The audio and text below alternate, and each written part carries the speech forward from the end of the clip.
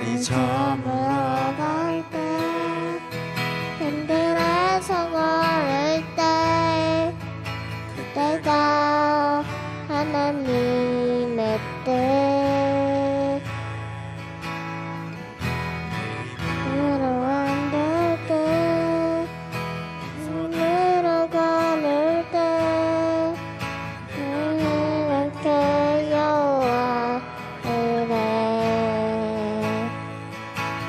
주가 일하시네 주가 일하시네 주께 아끼지 않는 자에게 주가 일하시네 주가 일하시네 주하며 먹는 자에게 우리 모인 이곳에 주님 함께 계시네. 누리네 아버지 은혜. 적은 떡과 물고기 내 모든 걸 드릴 때 모두 고백해 여호와 이래. 주가 일하시네 주가 일하시네 주가 일하시네 주께 아끼지 않는 자에게 주가 일하시네 주가 일하시네 주하며 먹는 자에게 주가 일하시네 주가 일하시네 주께 아끼지 않는 자에게 주가 일하시네 주가 일하시네 신뢰하며 걷는 자에게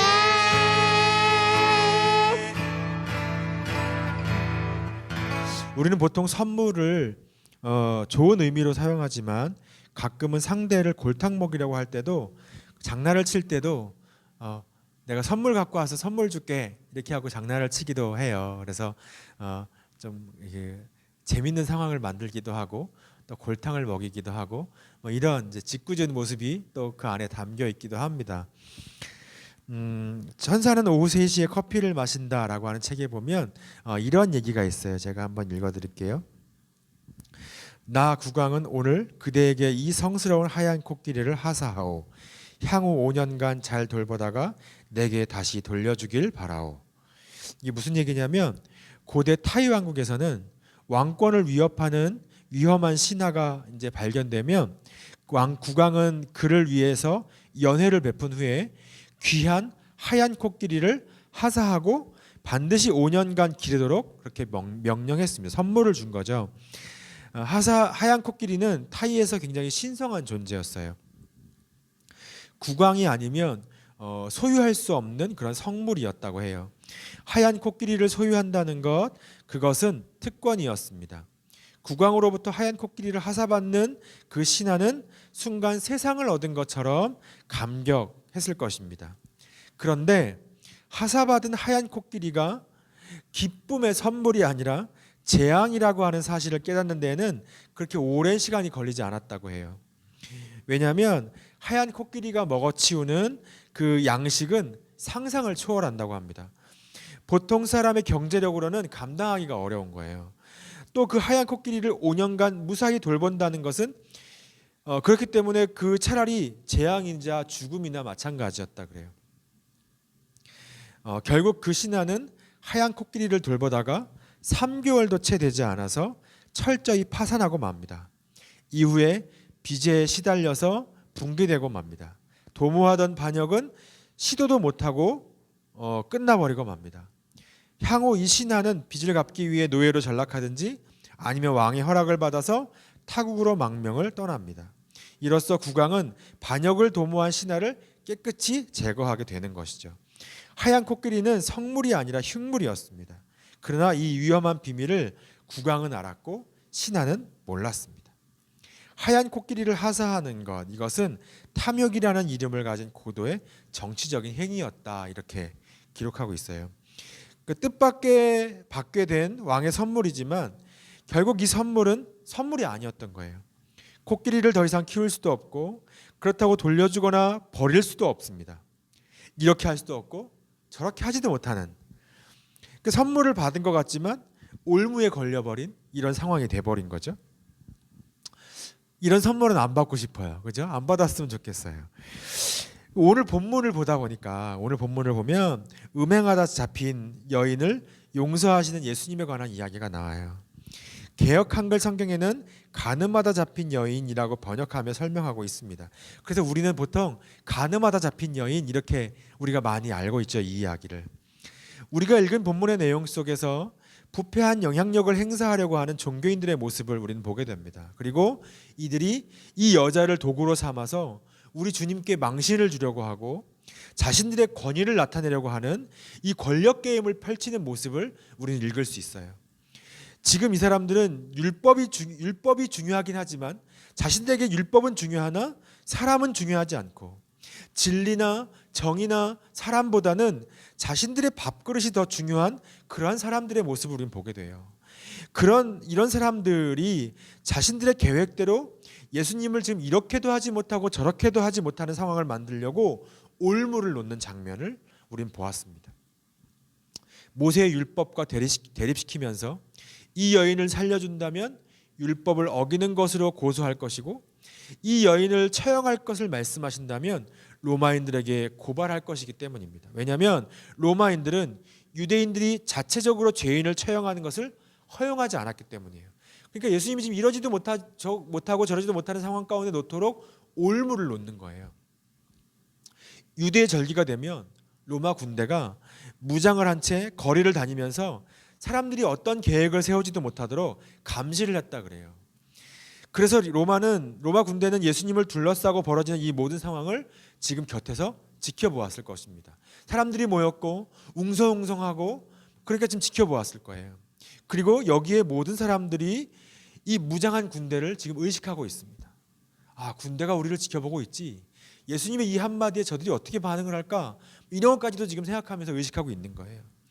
이러한 상황 속에서 예수님은 여인의 필요를 채워주기 위해 율법의 대표자들과 대적하는 그 편을 택하시면서 지금 그들과 충돌하고 계십니다. 죄를 심판하기를 원하는 율법주의에 동참하지 않으시고 거부하시면서 저들의 그 권력 게임, 저들의 그 올무 놓는 것에 예수님이 지금 충돌하고 계시는 것입니다. 이 이야기가 끝날 때 예수님은 그 자리에 있던 사람들과 그리고 그 앞에 있던 여인과 그리고 오늘 우리에게 뜻밖의 값진 선물을 주셨다는 것을 우리는 깨닫게 됩니다. 어떤 선물일까요? 결국 이것이 우리를 향한 주님의 사역의 가장 핵심적인 것을 우리는 발견하게 되죠. 그 선물이 무엇일까요? 첫 번째는 사람들이 받은 뜻밖의 선물이 무엇일까 우리 한번 살펴보았으면 좋겠습니다. 예수님께서 성전에 들어가셔서 사람들을 가르치시려고 할 때 사람들이 성전으로 나왔습니다.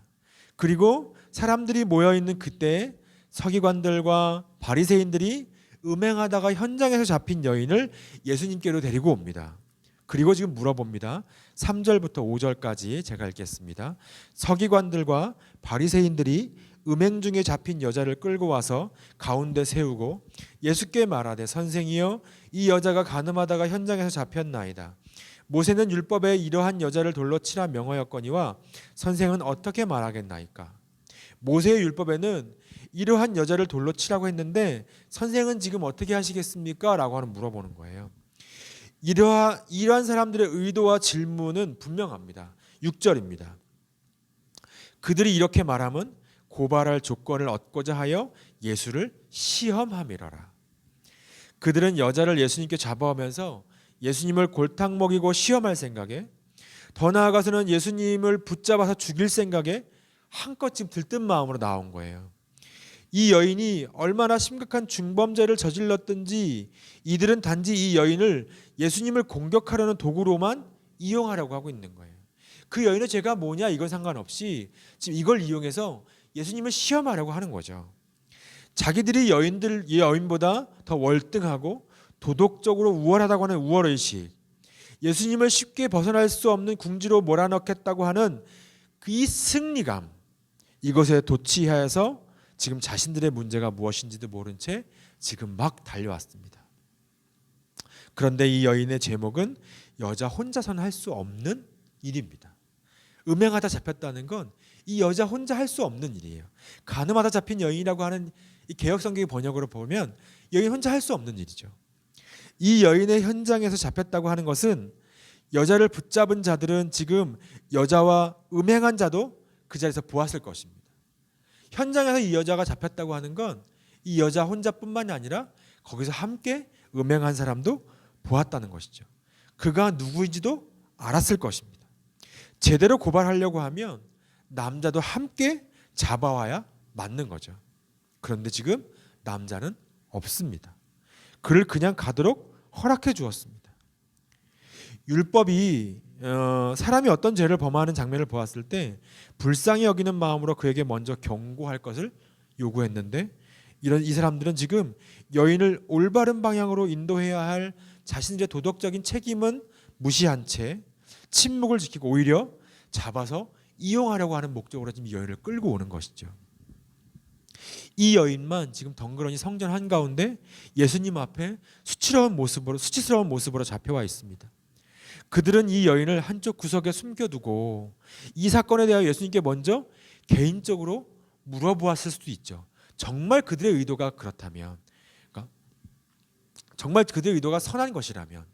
그런데 그렇게 하지 않고 이들의 방식은 예수님을 덫에 걸리게 하려는 그것에 관심이 있어서 이 여인의 개인적인 삶에는 관심이 없이, 이 여인이 무슨 수치를 당하는 것에는 관심이 없이, 정말 이것을 어떻게 올바르게 해결될 것인가에는 관심이 없이 지금 사람들 한가운데로 이 여인의 개인적인 삶은 무시한 채 그 수치를 당하도록 지금 끌고 와서 예수님 앞에 사람들 한가운데 지금 데려다 놓은 것입니다. 이 사건의 전날 이 종교 지도자들이 군중에게 이렇게 말했던 것이죠. 율법도 모르는 것들이라고 저주를 퍼부었습니다. 그런데 이 사람들은 지금 율법을 실현한다는 이름으로 자신들이 율법을 어기고 있는 거예요. 사람들에게는 종교 지도자들이 율법도 모르는 것들이라고 저주를 퍼부으면서 그 종교 지도자들은, 그 종교 율법을 안다고 하는 사람들은 자신들이 율법을 범한 채 지금 이 일을 벌이고 있는 거예요. 모세의 율법을 내세우면서 완벽한 듯 자기 자신들의 의를 내세우는 사람들, 그렇지만 정작 자신들의 마음에 있는 죄로 말미암아 가장 부족한 자들이라고 하는 그 모습으로 자신들은 그걸 알지 못한 채 지금 그 부족한 자의 모습이 드러난 채로 그렇게 예수님 앞에, 주님 앞에 서 있는 것입니다. 6절을 지금 제가 다시 읽겠습니다. 그들이 이렇게 말함은 고발할 조건을 얻고자 하여 예수를 시험함이러라. 예수께서 몸을 굽히사 손가락으로 땅에 쓰시니. 주님께서 그 장면을 지금 목격하시고 어떻게 행하셨냐면 엎드려서 땅에 앉으셔서 몸을 굽히셔서 땅에 글씨를 쓰십니다. 무엇이라고 적었는지는 정확히 알려져 있지 않습니다. 본문에도 기록되어 있지 않습니다. 다만 많은 학자들이 그들이 지은 그 위선적인 죄들, 그 죄의 목록을 예수님이 나열하셔서 적으셨을 것이라고 이야기를 하고 있어요. 눈과 마음의 죄를 강조하셨을 것이라고 이렇게 말하기도 합니다. 그리고 주님이 말씀하십니다. 너희 중에 죄 없는 자가 먼저 돌로 치라. 7절부터 9절까지 제가 읽겠습니다. 그들이 묻기를 맞이 아니하는지라 이에 일어나 이르시되 너희 중에 죄 없는 자가 먼저 돌로 치라 하시고 다시 몸을 굽혀 손가락으로 땅에 쓰시니 그들이 이 말씀을 듣고 양심의 가책을 느껴 어른으로 시작하여 젊은이까지 하나씩 하나씩 나가고 오직 예수와 그 가운데 섰는 여자만 남았더라. 인간의 상태가 어떤 것인가를 지금 우리에게 드러내 보여주고 있는 거예요. 다른 사람에게 손가락질을 할 때, 우리가 이렇게 다른 사람에게 손가락질을 할 때 나머지 세 손가락은 자기에게 향하고 있다는 것을 지금 이 장면을 통해서 우리는 발견하게 되는 것이죠. 예수님은 모세의 율법에 틀렸다고 말씀하시지 않으셨어요. 단지 그 사람들이, 그리고 우리가, 이 말씀을 읽고 있는 우리가 모세의 율법을 깊이 고민한다면 우리는 모두 우리 자신이 죄인인 것을 지금 깨달으라고 주님이 그 바닥의 글씨를 통하여, 그들과 대면한 이 장면을 통하여 우리에게 보여주고 계신 것이죠. 자신들의 죄는 알지 못한 채 지금 음행하다 잡힌 여인을 예수님을 시험하기 위해서 지금 끌고 와서 자신들이 율법을 범한 모습들, 자신들이 죄인인 것이 드러난 그 모습 앞에 예수님은 바닥에 글씨를 쓰시면서 정말 너희들이 죄인이고 너희 안에 죄가 있다. 그리고 오늘 그 말씀을 대하는 우리 안에 어떤 죄가 있는가를 우리는 지금 발견하게 되는 것입니다. 양심의 가책을 느껴 어른으로 시작해서 젊은이까지 하나씩 떠났다 그랬습니다. 예수님의 그 행동에 양심의 가책을 느껴 사람들이 하나하나 떠났대요. 어른으로 시작해서 모두 젊은이까지. 주님께서 보여주신 사람들의 상태인 것이죠. 모세의 율법대로라면 저들 스스로 먼저 돌에 맞아 죽어야 하는 사람들입니다. 주님께서 그렇게 그들을 돌에 맞아 죽게 하실 능력이 없을까요? 그 땅을 가르고 그 땅을 무너뜨려 그들을 다 죽도록 할 수 없는 그런 능력이 없으실까요, 주님이? 그런데 주님이 그렇게 하시지 않았어요. 왜냐하면 그것이 주님의 방법이 아니었기 때문이에요. 주님을 시험하려는 오만한 인간에게, 그리고 주님께 배우러 나와왔지만 진정 주님을 따르기를 원하지 않고 지금 그 자리에서 모두 다 숨어버리고 떠나버린 그 수많은 이들에게 주님이 뜻밖의 선물을 주십니다. 자신들의 죄를 깨닫게 하시고 죽어 마땅하여 죽임을 당해야 할 자들임에도 불구하고 저들을 고발하여 죽임을 당하도록 하지 않으시고, 저들을 죽게 하지 않으시고, 자신을 그릇된 방식으로 고발하려는 그들을 그 자리에서 고발하지 않으시고 내버려 두시는 것이죠. 자신들의 죄가 무엇인지를 깨닫게 하시는 것이죠. 우리 주님이 그 사람들과 우리를 보시면서, 그들과 우리를 보시면서 주님을 시험하고 주님을 십자가에 못 박으라고 외쳤던 그들과 또 오늘 이 말씀을 대하는 우리를 보시면서 십자가에서 하셨던 그 말씀을 문득 떠올리게 됩니다. 누가복음 23장 34절입니다. 예수께서 이르시되 아버지 저들을 사하여 주시옵소서 자기들이 하는 것을 알지 못함이니이다. 이것이 그들과 오늘 우리에게 주님이 보여주신 첫 번째, 우리가 깨닫게 되는 첫 번째 선물입니다. 두 번째, 여인이 받은 뜻밖의 선물이 있습니다. 어떤 동기로, 어떤 이유로 이 여인이 이러한 죄를 저질렀는지 오늘 본문은 그것에 대해 설명하고 있지 않습니다. 다만 이 여인이 지금 부끄러움과 수치와 두려움으로 사람들 앞에 섰습니다. 철저하게 서기관들과 바리새인들에게 이용을 당한 거죠. 끌려오는 동안 무슨 생각을 했을까요? 아, 너무 수치스럽다. 그냥 죽어버릴까? 이제 사람들이 나에게 돌을 던져서 죽음을 맞이하게 될까 내가? 하나님을 섬긴다는 저 바리새인과 서기관들과 유대인들과 하나님을 섬긴다고 하는 이 신앙이라는 것이 원래 이런 것인가? 뭐 수만 가지 생각들이 들지 않았겠어요? 그죠? 지금 예수님 앞에서 주님 앞에 서 있는 그 짧은 순간에도 온갖 마음들이 지금 이 여인의 생각에, 마음속에 있었을 것입니다.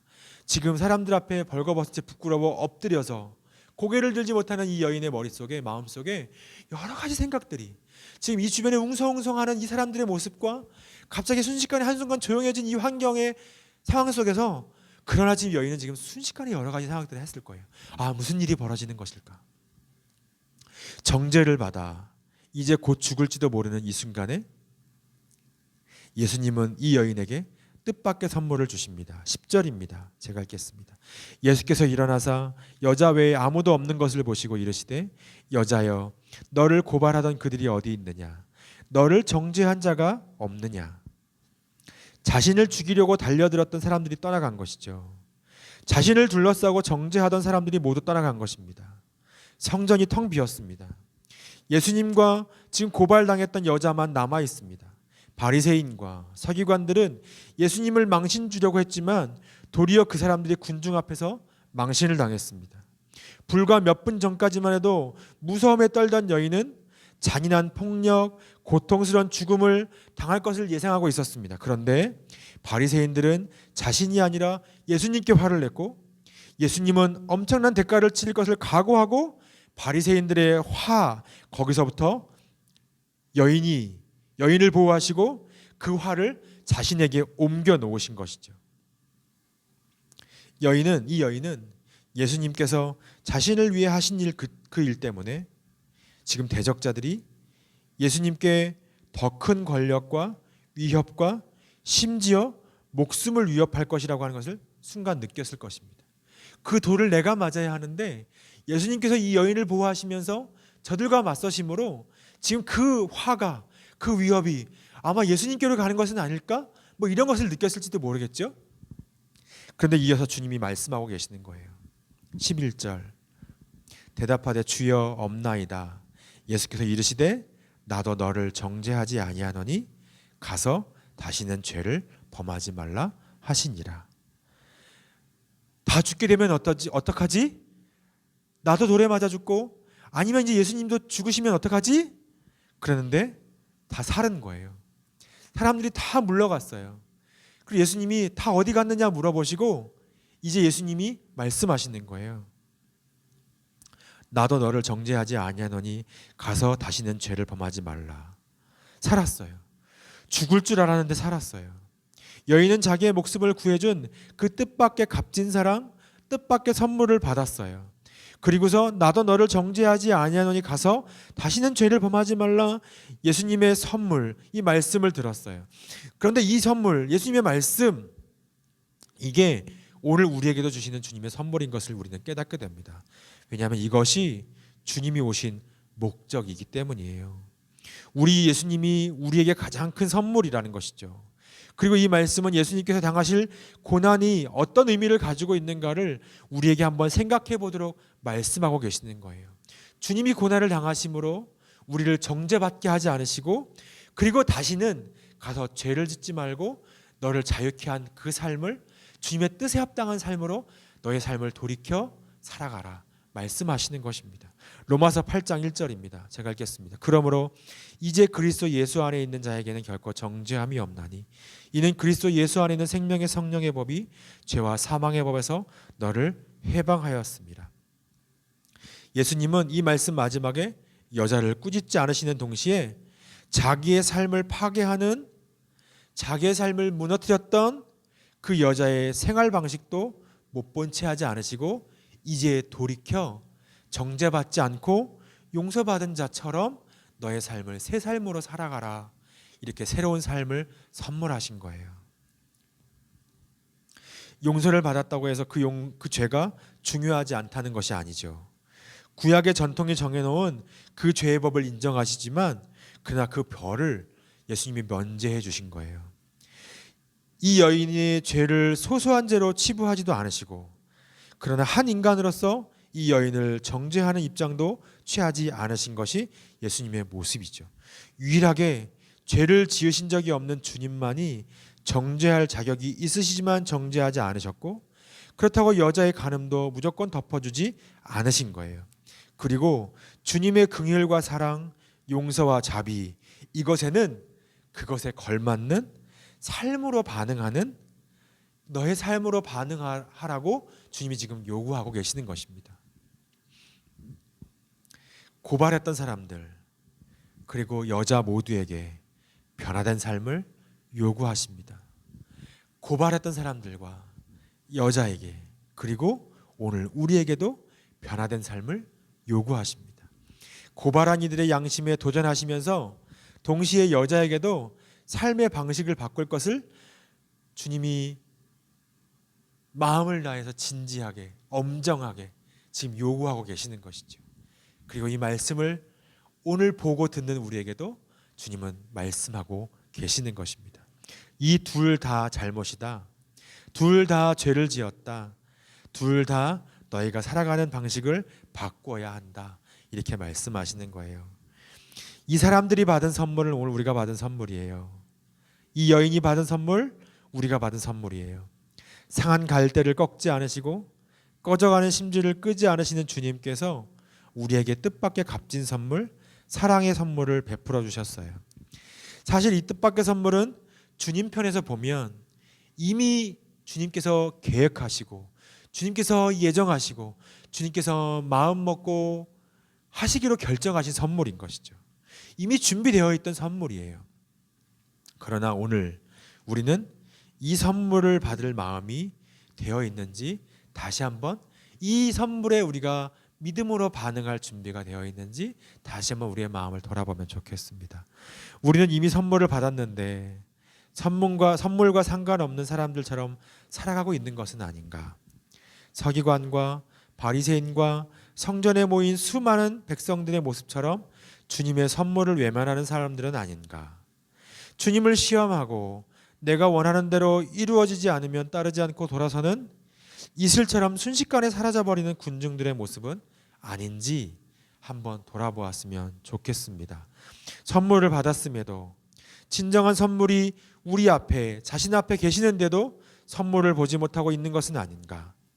울고 떼쓰고 자신의 옳은말을 주장하면서 주님과 맞서고 있는 것은 아닌지 오늘 다시 한번 우리의 믿음, 우리의 삶을 돌아보게 되기를 소망합니다.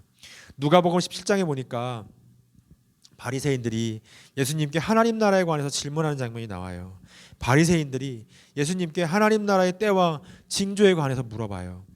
바리새인들은 하나님 나라가 확실한 표적과 함께 임하는 것으로 생각했어요.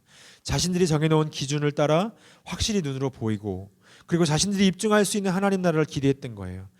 다시 말하면 메시아가 오셔서 지금 자신들이 지배받고 있는, 자신들을 지배하는 이 로마 제국을 무너뜨리고 거기서부터 해방시킴으로 이루어지는 그 하나님의 나라를 기대했어요. 바리새인들은 이렇게 자신들이 알 수 있는 하나님 나라의 때와 징조를 예수님께 물어본 것입니다. 그런데 예수님께서 이렇게 말씀하십니다. 하나님 나라는 너희의 기준처럼 눈으로 확실히 보거나 입증하는 징조로 임하는 것이 아니야. 또 하나님 나라가 여기 있다 저기 있다 이렇게 하는 것도 옳지 않아. 하나님 나라는 너희 안에 있어. 그런데 우리가 흔히 이 말씀을 우리 개인 안에, 우리의 마음 안에 있다고 우리가 이해하고 있죠. 그런데 이 말씀을 하실 때 그 상대방 너희 안에라고 말씀하시는 이 너희는 바리새인들이었어요. 바리새인들은 예수님을 믿고 받아들인 사람들이 아니었어요. 그렇기 때문에 그들 마음 안에, 그들의 개인 안에 바리새인들 안에 하나님 나라가 있다 이렇게 말씀하시는 것, 그것은 좀 맞지 않는 것 같아요. 예수님께서 이렇게 말씀하시는 거예요. 예수님이 지금 바리새인들 가운데 서 계시면서 그들 앞에, 그들 가운데 서 계시면서 하나님의 나라는 임마누엘인 내가, 우리 주님이 왔고 나의 사역을 통해서 이미 시작되었다. 나의 다스림 가운데 있는 하나님 나라의 복음인 내가 이미 너희들 안에, 너희들 앞에, 너희들 가운데 있다라고 말씀하시는 것이죠. 하나님의 나라는 이미 예수님이 오심으로 임재했어요. 예수님은 예수님의 일, 그분의 하신 일, 그분의 사역을 통해서 이미 하나님 나라가 임했다고 말씀하셨어요. 복음, 우리에게 말씀하시는 그 복음, 진정한 기쁜 소식인 복음은 예수님이고 하나님 나라 또한 복음이신 예수님이신 것입니다. 하나님 나라는 주님이 다스리시는 곳이면 언제나 어디에나 있어요. 임마누엘, 우리와 함께 하시는 주님과 우리도 늘 동행할 때 그곳에 하나님 나라의 은혜가 임하는 것입니다. 그런데 지금 바리새인들이 어떻게 하고 있나요? 하나님 나라이신 예수님이 자신들 가운데, 자신들 앞에 있는데도 불구하고 보지 못하고 예수님께 물어보고 있는 거예요. 선물이신 주님을, 진정한 선물이시고 진정한 복음이시고 진정한 하나님 나라이신 주님을 지금 보지 못하고 있는 것입니다. 주원이가 보는 동화책 중에 참 좋은 책들이 많아요. 보다 보면 저도 제 아내도 보면서 참 너무 재밌게 또는 교훈을 얻는 책이 있어요. 근데 그 책들 중에 주원이가 좀 더 어렸을 때 참 재밌게 보았던 책이 있는데 그 책을 아내와 보고 너무 재밌게 보았던 책이 하나 있습니다. 빗물울보라고 하는 책인데요. 그 내용을 좀 한번 들려드릴게요. 햇님 유치원의 아침이에요. 모두 신나게 노는데 아쿵은 왜 울고 있을까요? 아쿵이라고 하는 이제 주인공이 막 울고 있어요. 아쿵은 왜 울고 있을까요? 이 아이가 아쿵이에요. 싫어 싫어 엄마가 없잖아. 엄마가 갔잖아. 이렇게 좀 울고 있어요. 친구가 와서 달래줍니다.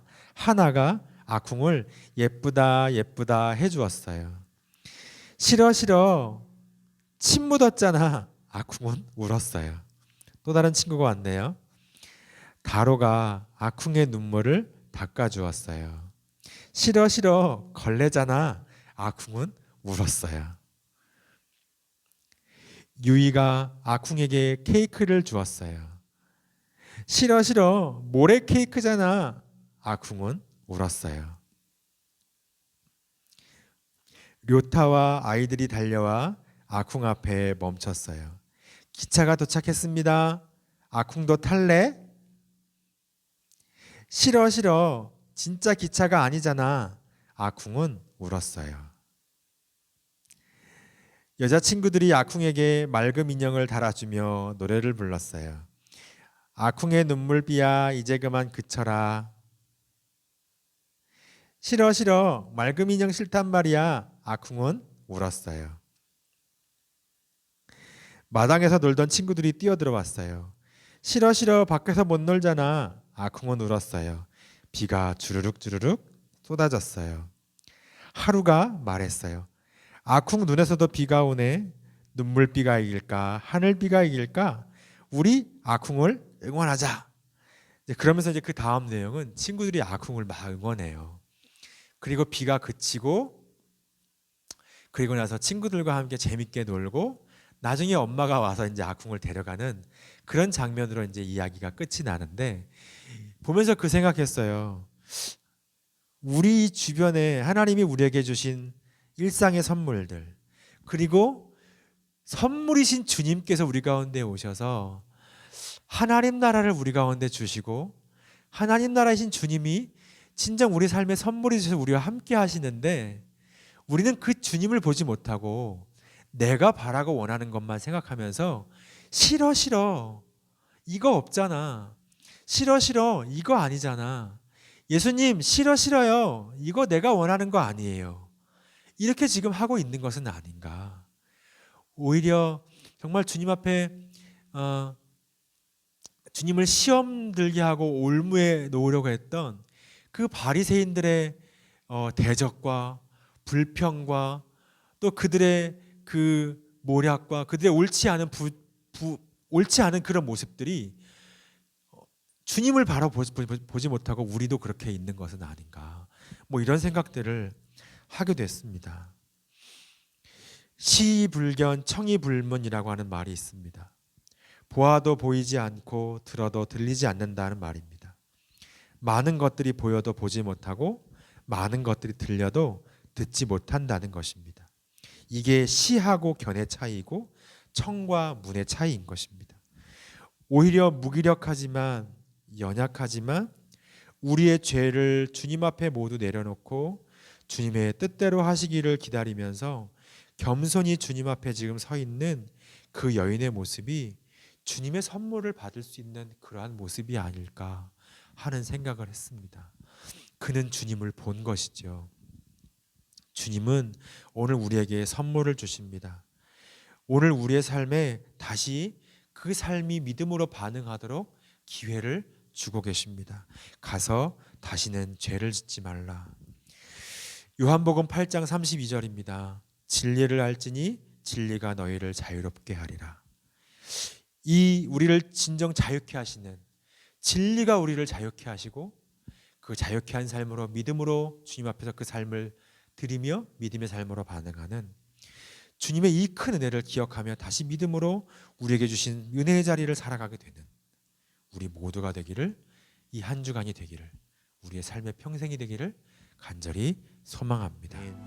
이제는 우리 주 예수 그리스도의 은혜와 아버지 하나님의 크신 사랑하심과 성령님의 교통감화 역사하심이 이제 우리 가운데 하나님 나라의 선물로 우리 가운데 오신 그 주님, 우리 가운데 베풀어 주신 은혜의 선물을 기억하고 우리의 삶을 믿음으로 반응하며 나아가기를 결단하는 우리 더불어 삶교회 성도들의 가정과 일터와 그 모든 거하는 삶의 자리 위에 이제부터 영원토록 함께 하시기를 간절히 축원하옵나이다. 아멘.